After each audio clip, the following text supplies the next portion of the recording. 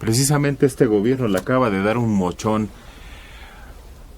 a la institución que lucha contra el cambio climático, a los estudios, a todo eso, y va para el Tren Maya. Oye, ese Tren Maya nos está saliendo más caro. E inútil. Sí. Inútil, acaba de estar allá alguien y platica, pues éramos varios, así que rentamos un coche y además lo tienes que rentar allá para moverte porque el transporte es muy caro. Ya ven que esos taxistas son como extorsionadores del viejo oeste. Bueno, que rentó su coche y que hizo la ruta del Tren Maya. Y se la haces en 35 minutos lo que el tren hace en horas. Entonces no hay una razón para subirte al Tren Maya, a menos que tengas ganas de subirte. Ganas de subirte y de perder el tiempo, Dora. Fíjate, no hay ganas por parte de los turistas o de los locales. Sin embargo, ¿qué interés hay detrás de todo esto?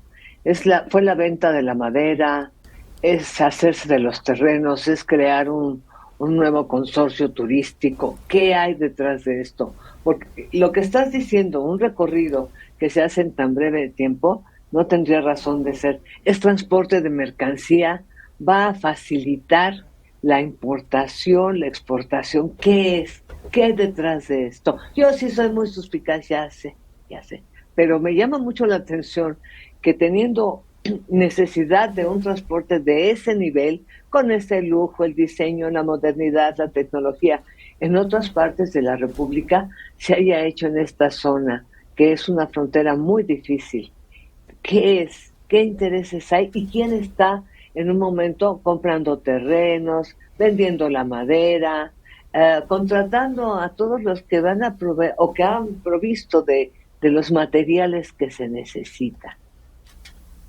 ¿Cuánto dinero está dejando? No hay que ver la inversión, hay que ver lo que ha dejado desde la toma de los terrenos, la contratación de los que surge todo esto y lo que va a costar a futuro estos terrenos. No es lo que cuesta la inversión, es lo que deja y ha dejado desde un principio. Y lo que puede dejar, entonces tú estás calificándolo como el aeropuerto de Texcoco. Uh-huh. Una gran inversión que con el tiempo lo vamos a ver, porque todo lo demás son fantasías. Yo insisto en mi tema musical, me encanta. Un auto eléctrico, una megafarmacia, un Tren Maya, la refinería, una vacuna, que ya está certificada aparentemente, pero pues aunque el COVID va a permanecer por los siglos de los siglos, queda totalmente fuera de funcionalidad con todas estas nuevas, con esta variación que ha salido. Pero vivimos de fantasías, vivimos de promesas, vivimos de mentiras. Y con un era broma, ya queda todo solucionado. Derrumben sus castillos, derrumben sus expectativas, porque ¿qué creen?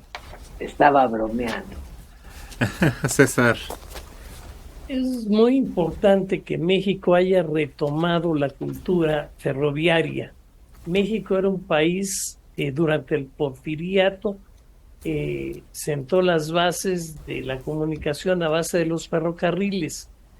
Después de los Estados Unidos, especialmente por la Ford, hubo una enorme insistencia porque abandonáramos los ferrocarriles, nos volviéramos automotrices, empezamos a armar coches aquí en México y nos volvimos y perdimos esa cultura ferroviaria gracias a Ernesto Zedillo, que privatizó los ferrocarriles y después se fue a trabajar a la empresa en favor de la cual había hecho la privatización.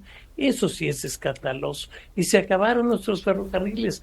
Qué bueno que la izquierda retome esta forma de comunicación. Este es un buen paso, un primer paso, pero debemos de volver por esa ruta porque es la forma económica, ecológica, viable que tenemos nosotros para comunicarnos, no solo entre los estados y en el interior de la República, también en México a través del metro y estos sistemas ferroviarios es la forma ideal que tenemos nosotros de comunicar. Tienes toda la razón, pero atendiendo que tienes toda la razón, Pues entonces, ¿por qué no desarrollar trenes que son funcionales ahorita? Es decir, ¿para qué carambas hacer un tren allá donde nadie lo va a ocupar en una zona que se va a desarrollar, sí, en un futuro? Pero aquí urge más un tren hacia Querétaro, un tren hacia Pachuca, un tren hacia Toluca, qué sé yo, Dora, trenes que en realidad se utilicen desde, pues no el primer día, pero prácticamente. Claro, y que dejen una ganancia porque es parte de... Yo fui una de esas personas afectadas por la venta de Cedillo. Yo viajaba en tren Durango, Ciudad de México, y era una delicia. Carro fumador, su carro desayunador, traíamos camitas, todo. Y no iba vacío. Además, tenía toda su área de carga, que eso facilitó mucho en mudanzas, en transporte de semilla. ANSA estaba muy cerca, está a un lado de la estación ferroviaria, y era todo un espectáculo ver cómo lo descargaban, en serio. Yo fui una de esas personas afectadas y por lo mismo es mi crítica. Están poniendo un tren en donde no se necesitaba en este momento. ¿Qué ganancia económica hay detrás de esto? Agilizar, habilitar, remodelar. Tenemos estaciones maravillosas de la época del Porfiriato. Hermosa es la estación de acá. Se ha ocupado para muchas películas. Deja dinero también eso, pero está inhabilitado totalmente, cerrado todo. Y fue una fuente de trabajo muy importante, Manelik, no con el vendedor ambulante. En sí la estación y todo el servicio que prestaba era muy rentable. Sí, es muy importante la red y es ecológica y es económica y es todo un paseo y no es solo transporte de turismo, de carga, de muchas cosas. Estoy consciente de eso, pero en un lugar en el que no se necesitaba. Necesitaban otro tipo de inversión. Anda. Escuela, clínicas, fuentes de trabajo. Además, pero no, necesito... Fue hecho sobre las rodillas, Dora. Un día decidieron que aquí, otro día que allá, que siempre no recórranlo, que háganlo para... Oye, pues porque nunca se presentó un plan. Todo quisieron hacerlo tan rápido que lo hicieron sobre las rodillas, como es, repito. Había un daño ecológico. Había un antecedente que es el único tren que era rentable en la última mitad del siglo XX, que era el CHEP, el Chihuahua Pacífico, que era rentable por la importancia que daba no solo el hecho de que comunicaba dos puntos donde había una gran demanda, que es Chihuahua directo a las costas del Pacífico, sino que el recorrido es impresionante, tiene un valor turístico que no era posible alcanzar antes. O sea, la Barranca del Cobre, todos esos lugares son lugares así asombrosos, paisajes y como para quedarse también. Ese es el antecedente exitoso. Y claro, cuando desaparecen los trenes, pues, y los desaparecen no tanto por capricho, sino porque ya no aguantaban gastar tanto en el tren, en el subsidio de los ferrocarriles nacionales. ¿Por qué? Porque eran simples subsidios para pagar a un enorme grupo de trabajadores, sus salarios y demás, y mantener más o menos las cosas funcionando. No había inversión para renovar locomotoras, para renovar vagones de dormitorio o de otro tipo. No había para renovar los trazos, para mantener, digamos, técnicamente las vías existentes y para generar nuevos tipos de trazos que evitan tanto a las curvas, porque son con maquinaria más eficaz, con locomotoras más eficaces y con mejor orientados, para el siglo finales del siglo XX, que ya había locomotoras extraordinarias, ¿no? Entonces, un tren eléctrico de esos como los que hay, el Talgo que había en España, o el AVE que también hay en España, todos esos, no podía funcionar en las vías mexicanas porque están pensadas a locomotoras del siglo pasado. Del siglo pasado, de alto gasto de combustible y de baja potencia. Entonces, como no se invertía, y no se invirtió durante años, durante medio siglo, no se invirtió en el desarrollo del tren. A mí solo me tocó ver un avance que luego desapareció, fue la aparición de los autovías en el ferrocarril San Luis México, que pasaba por Querétaro. Las autovías eran 3 vagones eléctricos que llevaban pasajeros, no tenían locomotora. Chis. Extraordinario, ¿sí? Porque la máquina estaba en los ejes del ferrocarril. Cada una. Pero pues no se fueron por ahí, y es que había un marasmo espantoso en el monstruo que crearon, y donde estaba incrustado el que era el sindicato más corrupto que se conoce de la historia, el de Gomezeta, que después heredó uno que todavía anda por ahí. ¿Sí? Se les pagaba por no trabajar. Era mucho tirar dinero, y eso fue lo que mató a los ferrocarriles. Y claro, cuando Gomezeta fue director de ferrocarriles, pintaron a los ferrocarriles de azulito. Eso fue el logro, el gran avance. Y estaba herido. Patricia Álvarez, yo fui a conocer el Tren Maya. Muy buena atención y bien organizados. Nadie lo niega. Pero si no va uno con ese objetivo de conocer y recorrerlo, no vale la pena. Si lleva uno a sus 4 familias, 5 de familia, pues ya te sale más barato rentar un coche. Y disfrutable, porque entonces te vas deteniendo, visitando lo que tú quieras. Y la gente que vive ahí, pues cuanti menos. Porque sale caro.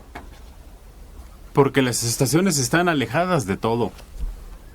No tiene uso tampoco. Eso es lo que estamos hablando de la planeación del Tren Maya, César. Un gobierno de izquierda debe hacer obra donde se necesita. Un gobierno de derecha hace obra donde es negocio. En el caso de México, México tiene que desarrollar la parte sur de su territorio, que es la parte donde hay mayor pobreza, y en la parte norte pues no está mucho más desarrollado. Por tanto, donde se necesitan medios de comunicación es en el sur del territorio. Entonces ya me dio... caso del Tren Maya. Ya me dio la razón, César. Un gobierno de izquierda hace infraestructura y desarrollo para la gente. Uno de derecha hace negocio. Estábamos en un gobierno de derecha que nada más se puso a hacer negocio en lugar de crear obras de desarrollo. Ahora entiendo todo. Gracias, César. Guadalupe Pérez González, ¿qué pasó con toda la madera? Tantos árboles que se podaron por culpa del tren. Pues... necesidad de desarrollo, no fue negocio, por favor, ya lo acaban de explicar. No se tiraron a la basura. No se vendieron. Ahí no hay bosque tropical. Son de veras, es una zona de matorrales altos. No son árboles que puede uno decir, uy, aquí se saca madera como para hacer 1 millón de muebles de lujo. No, eso ocurre solo en la selva de Chiapas, ahí sí. ¿Y por qué los ambientalistas dicen que sí? Pues no sé, basta ver una fotografía, pues el borde, sí, se ve que la zona se liberó para el derecho de paso de la vía, pues sí, borda con una pared de vegetación, pero si uno ha estado ahí, esa pared de vegetación son mezquites. Pues no. Pero entonces, ¿por qué los Espinosa. informes, Mario, ¿por qué los informes oficiales hablan de cientos de árboles que se cortaron para la ampliación del Tren Maya? Entonces, Ignoro por qué. Entonces, ¿por qué no a nadie ha levantado la mano y ha dicho no es cierto? ¿Por qué los Ignoro levantaron por qué. y los transportaron? Si hubiera Pues sido sí. madera inútil, la destruyen ahí mismo. Sí, claro. Digo, Camiones no, los llevaron. Yo no creo que alguien en la zona, alguien en el gobierno, alguien que haya levantado la voz y haya dicho, no es cierto, no fueron árboles útiles. Virginia Sánchez. Yo viajaba a Hidalgo en tren y me encantaba. 82 años, Rosa González Rangel de Tlalpan. La doctora Dora hizo un resumen de la bromita de proyectos que no tuvieron éxito en el gobierno anterior. César mencionó que el ferrocarril se acabó como industria en el gobierno de Zedillo, indicando que esta situación es muy grave. Pero más grave es tanta inversión erogada en proyectos del anterior gobierno que no han tenido el impacto positivo para México. Pues son los cimientos, o por lo menos es lo que dijo la presidenta. Son los cimientos. Así que disculpe las molestias que esta obra le causan. Y vamos a esperar a ver si esos cimientos algún día se termina en un edificio completo. 84 años, Víctor Manuel Toledo Pérez, de Álvaro Obregón. Sobre la madera de los árboles que tiraron del Tren Maya, yo agregaría que se hizo con la madera de la montaña rusa, de la feria de Chapultepec. Esa es poquita. Es muy poquita. Y pues en general yo creo que ya había cumplido su ciclo de vida. Y para llevársela allá tampoco es una fácil. Tretaron un avión, ¿no? ¿Qué hicieron? ¿Para llevársela a dónde? La madera de la... Pues en el parque no está, Mario. No, él nada más pregunta qué se hizo con la madera de la montaña rusa. No dice que se la llevaran a ningún lado. Ah, No, nada más se pregunta, pero yo creo que ya había cumplido. Se cambia toda esa estructura conforme pasan los años, Sí, completita. Y lo que hay ahora, ¿cómo se llama el juego que hay ahora? Ni ¿Quién sé. sabe? La rueda de la fortuna, ¿no? Es la gigantesca, Ajá, ¿no? sí. Esa es de metal. Sí. Quedó un pedacito de la montaña, nada más un pedacitito de la montaña rusa. Nada más para que no se nos olvide que ahí estaba. Pues sí. Dulce María. Saludos a todos. Excelente inicio de semana. Estoy de acuerdo con la doctora Dora. Se debieron modernizar las vías ferroviarias existentes en México y después hacer el proyecto del Tren Maya. es costosísimo. No importa, es lo que se va a hacer con el tren a Querétaro. Sí, pero ya sé que tiene que ser poco a poco, pero hay que corregir también hasta trazos. Los trazos actuales son para trenes de muy baja tracción. Por eso. Quiere decir que tiene que tener una pendiente muy pequeña. Y si la pendiente es pequeña, la vía que resulta tiene que tener muchas curvas. Uno se encuentra, por ejemplo, cuando ve el trazo del tren a Cuautla o a Cuernavaca, que eran similares, que va haciendo curvas en un llano. Y dices, pero ¿por qué va haciendo curvas el tren en un llano? Pues ¿por qué no haces directo del punto A al punto B, una línea? Y es que es muy sensible a la pendiente.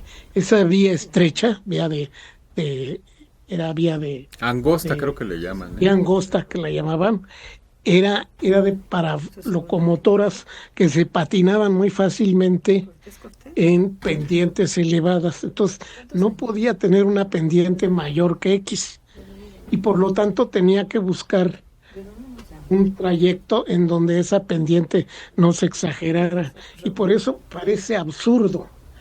Yo recuerdo, viajé en los dos, Cuernavaca y Cuautla, que iba haciendo curvas por un llano. Y decías, bueno, ¿qué pasa? Claro, tardaba 12 horas en llegar. Mira, lo que podemos hacer es decirle a Donald Trump que en lugar de que vaya y compre el canal de Panamá, que compre el Istmo. Pero va a comprar Groenlandia, eso le va a costar mucha lana. Ah, bueno.